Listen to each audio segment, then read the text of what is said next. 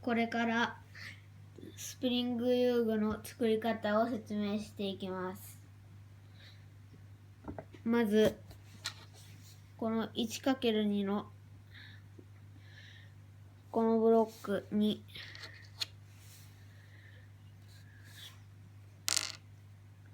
このようなブロックをはめます。そしてこのようなブロックをここのちょうど真ん中にはめます。それからこの丸ぼちをここにはめます。それからこのようなパーツを3つ用意し、3枚とも重ねてこのようにします。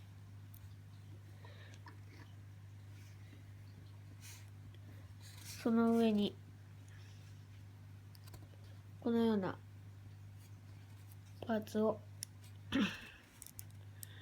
ここにつけます。この時向きがこのようにならないようにまっすぐつけます。その後またこのようなパーツを今度はこっちにつけます。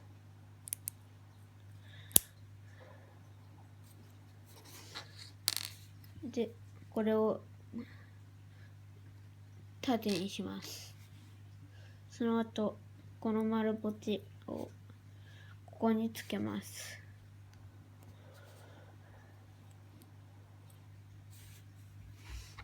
その後このパーツをここにつけます。それでこれを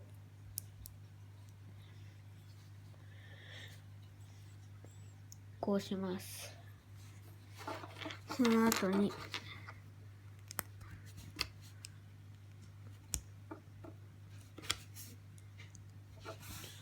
ミニヒゴの手をこのような形にして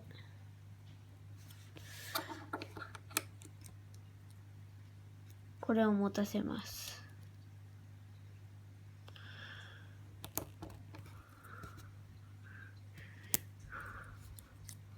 それからミニヒゴを座らせます。これで完成です。最後まで見てくれてありがとうございました。